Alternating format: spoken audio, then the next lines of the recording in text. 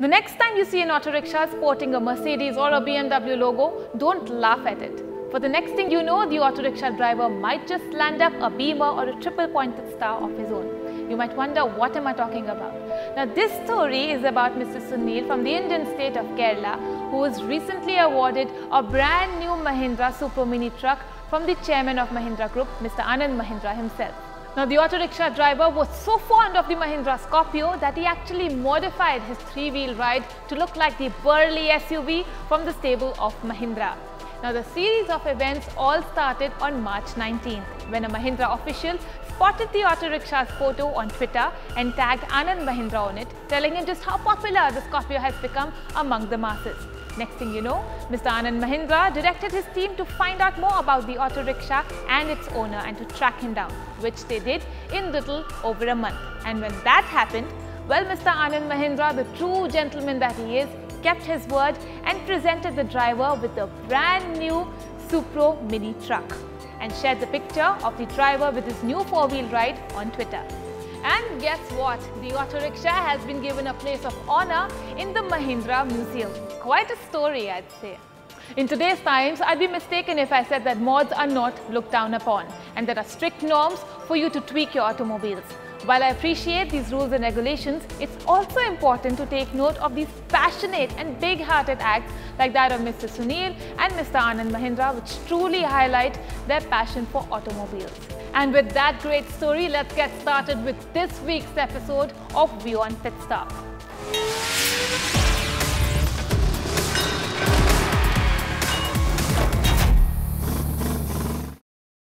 Without wasting any more time, let's get started with our first segment, the Power Bulletin.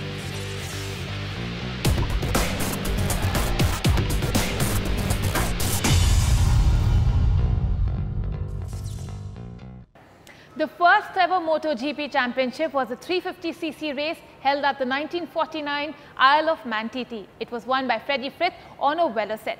Now, 68 years later, just last week, the Motogp Championship celebrated an important milestone at the Circuito de Jerez in Spain. The first round of the Motogp Championship 2017 marked the 3000 GP race across all classes in the World Championship classification.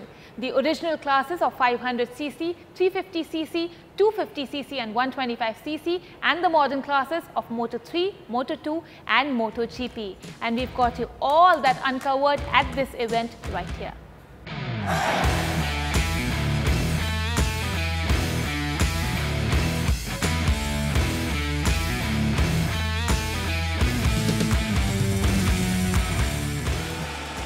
The MotoGP World Championship created a milestone during the fourth round of the 2017 championships. The Spanish Grand Prix on Sunday marked the 3000 Grand Prix race across all classes, including the original four classes of 500cc, 350cc, 250cc and 125cc to the modern classes of Moto3, Moto2 and the MotoGP.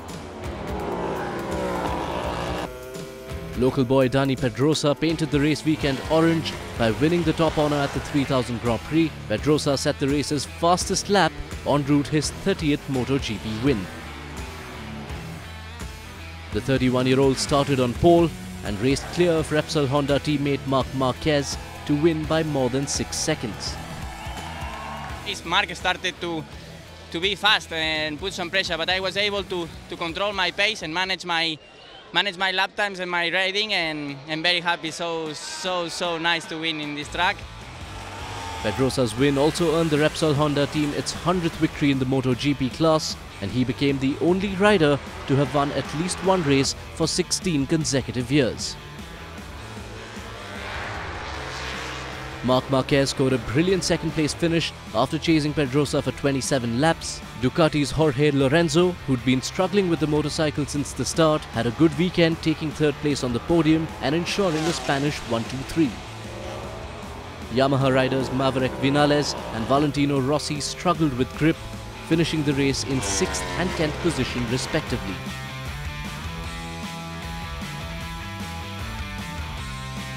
The MotoGP caravan is all set to be back in action in 2 weeks for the French Grand Prix at Le Mans.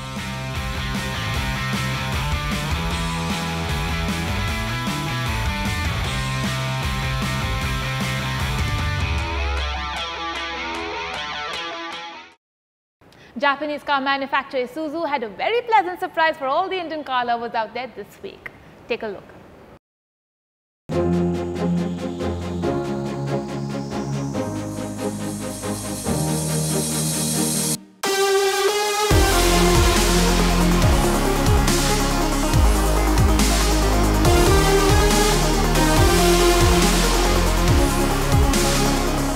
Japanese commercial and utility vehicles manufacturer Isuzu Motors Limited launched their much-awaited premium 7-seater SUV, the MU-X, in India. The new MU-X replaces the existing MU-7 SUV in the Isuzu lineup. On the exterior, the MU-X is styled with a tiger-inspired dynamic and muscular demeanor, which makes it look dominating. Isuzu, known for its tough build, stays true to the reputation as it has a high tensile steel body with tailor welded blanks and crumple zones with anti-intrusion bars. The MU-X is built on the same platform as the new generation D-Max pickup truck. To understand more about the company's train of thought behind the new car, WION Pitstop's Sneha Sharma spoke to Shankar Srinivas, Senior General Manager of Isuzu Motors India. Right. I think there are two different types of vehicles. They may share certain aspects like frames and certain things, but the overall concept of the inside, the build, this is a full 7-seater closed door SUV, whereas a V-Cross is a 5-seater with a pickup back. So there's a lot of difference in what goes inside and outside, and it's not just about sharing platforms, it's about sharing various other features as well, and certain other technologies that could differ from product to product. This vehicle has a complete Pentalink rear suspension and a double wishbone in the front, whereas the V-Cross has a leaf spring suspension at the back. So there are certain technologies suited to certain kind of usage, and therefore you will find there's an obvious difference in not just the looks and the feel, but also the price. The MU-X is powered by the 3-litre Isuzu DDI VGS Turbo high-powered diesel engine, which gives out a maximum power of 177 PS and a maximum torque of 380 Nm with a superior flat torque curve. The car also gets a host of enhanced safety features like the electronic stability control, traction control system, anti-lock braking system with emergency brake assist. The catch during the event, however, was not the car, but its pricing. At a starting price of 23.99 lakh Indian rupees for the 4x2 variant and 25.99 lakh Indian rupees for the 4x4 variant, the MU-X surely looks like it has all the heart and the muscle to take on the likes of Toyota Fortuner, Ford Endeavour and the Chevrolet Trailblazer. There's some good news for all the piston heads in India. Suzuki's liter class superbike, the GSX R1000, was unveiled to the world late last year. And now, both the standard version and the R version of the bike have been launched in India.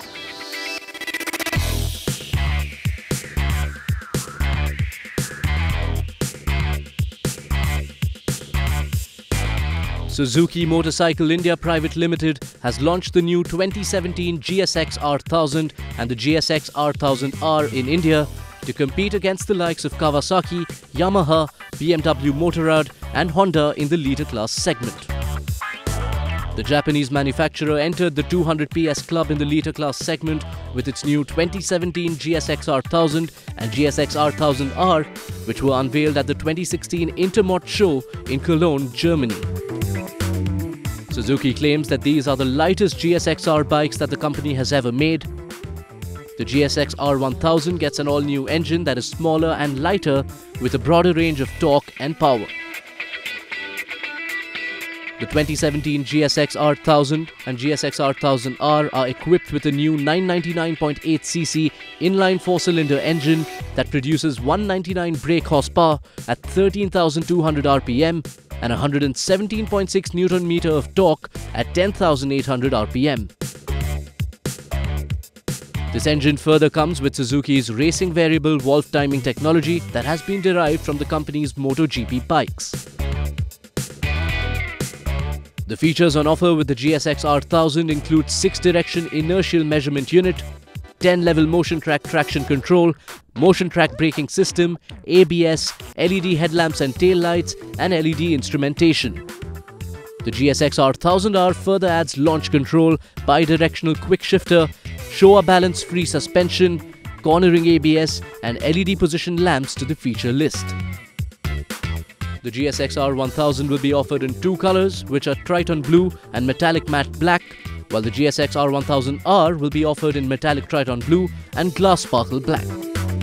Suzuki has launched the new 2017 GSX-R 1000 and the GSX-R 1000R in India with ex-showroom prices starting from 19 lakh Indian rupees and 22 lakh Indian rupees respectively.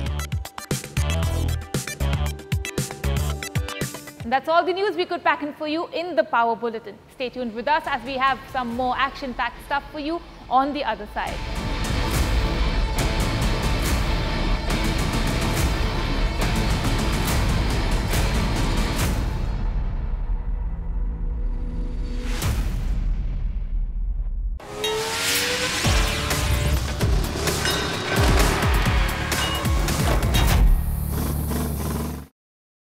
Welcome back to WION Pitstop, your one-stop for all the auto updates across the world. Let's now move on to our next segment, Spec Check.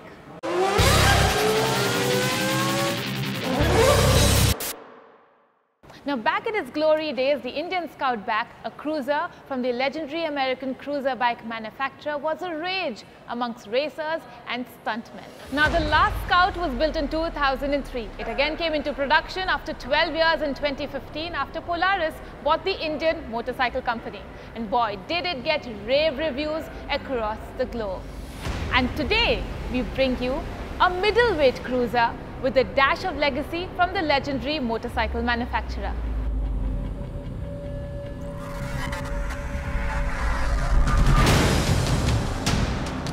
America, the origin of the great outdoors, of wide open highways, continental distances, and a sweet way of covering them on two wheels.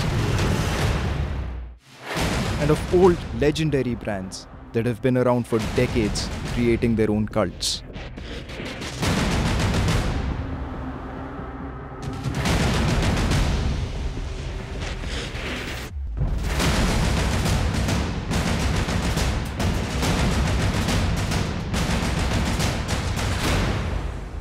It's the 1930s in Springfield, Massachusetts, USA.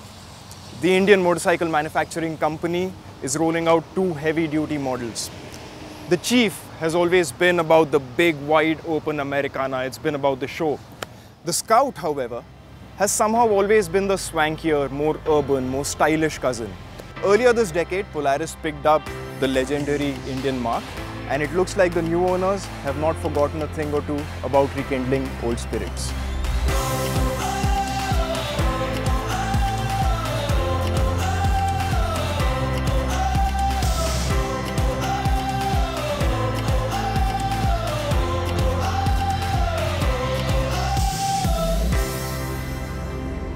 The Scout has been one of the mainstays of the new Indian too, ever since its launch in 2015. The Scout 60, however, which is our ride for the day, is the smaller engined, smarter cousin of the 69 cubic inch Scout.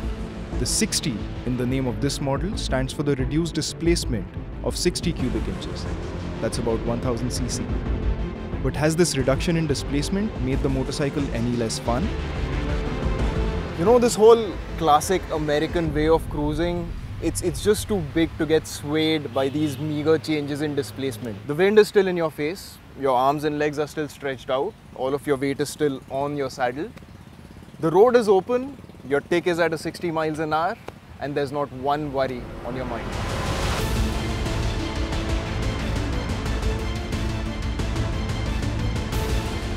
Just because it's meant to ride easy doesn't make the Scout 60 low on tech.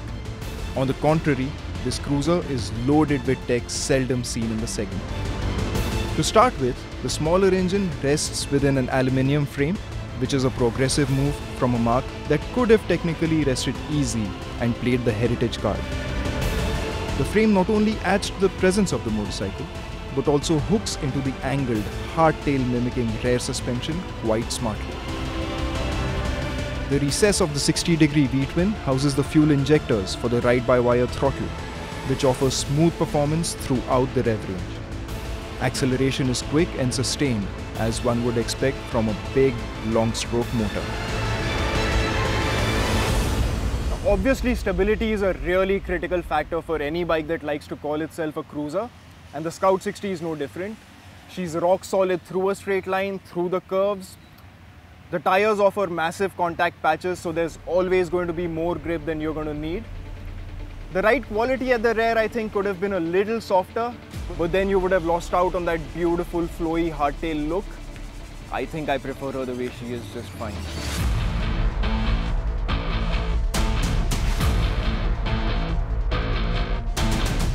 There are some minor cosmetic differences between the Big Scout and the 60. Black paint in the place of chrome bits, painted parts on the engine which are machined in the bigger cousin. But the big difference is a 5-speed gearbox instead of the 6-speeder which is seen on the elder sibling.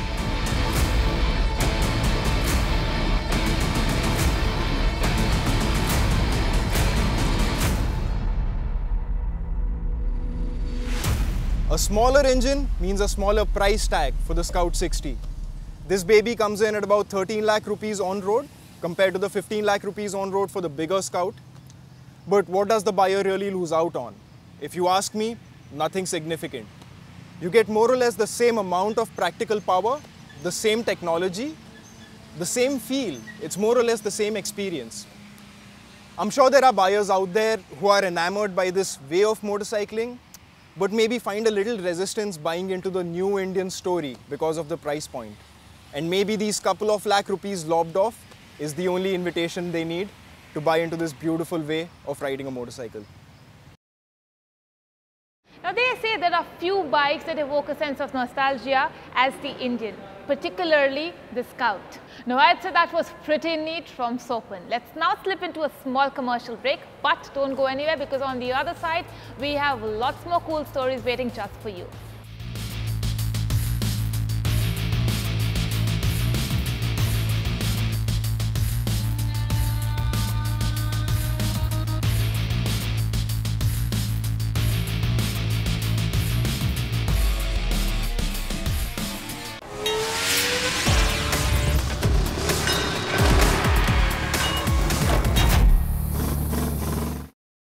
Welcome back to the show. You're watching WION Pitstop, where we get you all the latest auto updates from across the world. Well, we now move on to our next segment, Cruise. But actually in this week's episode, it's not about cruising, but more about holding tight to your seatbelts.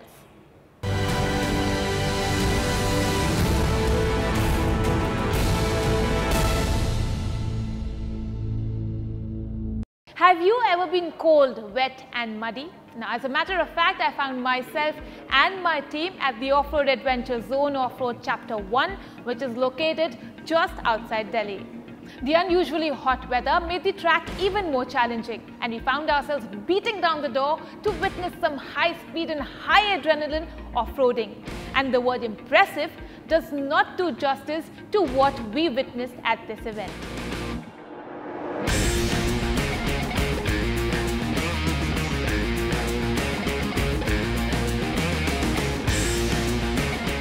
Gurgaon witnessed an adventurous and eventful weekend at the Off-Road Adventure Zone as it organized North India's first ever off-road championship called the ORAS 4x4 Off-Road Rush. It was the first chapter of the next 3 chapters to come in 2017, striving with an aim to make it one of the most sought-after properties in the off-road calendar.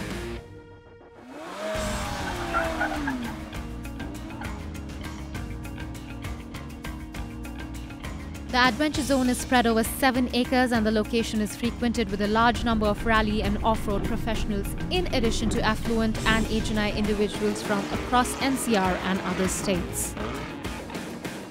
It's a combination of, we've got the camel lumps, which is right behind me. We've got the slush pits, which runs all along the course of this track. We've got rock crawls, we've got articulation, we got angle mount. So basically we've covered the entire experience that a person would expect when they go in an off-roading condition.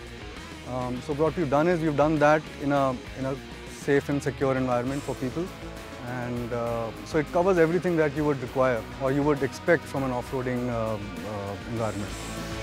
The Off-Road Championship was able to attract a large number of participants as well as audience. There were close to 120 participants and the racing track was filled with close to 400 people, which included spectators. The racers were an amalgamation of beginners and experienced off-road racers. At one time, two people had to get into an SUV to race. One had to race and the other had to be a navigator to guide the driver go through those edgy tracks. Nonetheless, everyone was equally looking forward to drag it out on those adventurous tracks. Good initiative, and especially we are in a city and you don't get tracks like that in city, and we can make difficulty levels according to our own requirement, extreme or normal, or so yeah, very exciting to see somebody doing something like this in city. So this is a very good event for all the people, for all the participants, whether those are like 4x4 experts or those are amateurs. There are multiple events. There is a 2x4 category, a 4x4 category, and then there's a 4x4 modified category. And then there's an extreme category. So what I'll be participating today is the 4x4 category, and I with my Duster 4x4. And I hope I do good there. It's a great event. It started on a day which was not very in our favor. It's a very hot day today, 44 degrees. And looked like it's going to be a difficult day, but as we started, the stages started going, we really had fun.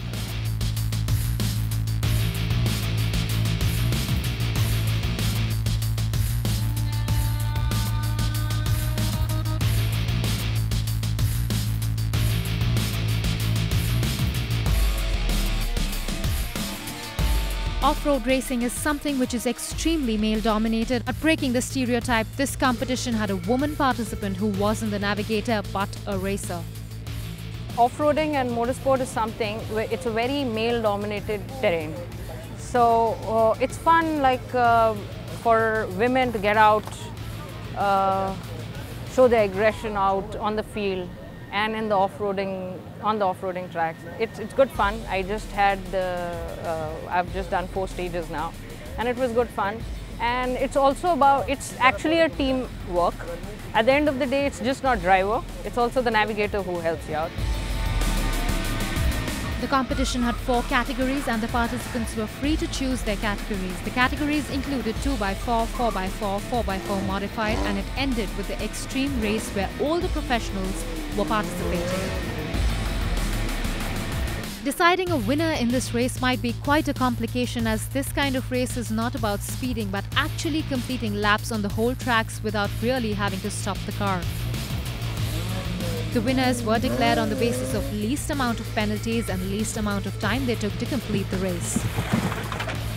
In the scorching heat of Gurgaon, all the participants worked really hard to get to the finish. It was a whole day long event, but the enthusiasm didn't seem to die down among the participants as well as the event organizers. This is what I did not actually expect. So the turnout is pretty good. You can see what all is happening right now. And if you ask me honestly, I'm very, very satisfied. The turnout, you can see we were expecting around 60 vehicles and we have around 70. Where there were 2x4 vehicles, SUVs, 4x4 SUVs, and then gypsies, and we'll be starting up at night stage. We have a night stage too, that is with the extreme vehicles.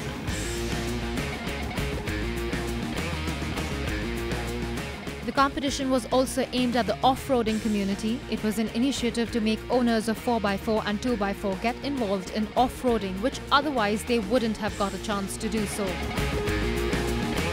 Basically increasing the strength of the off-roading community.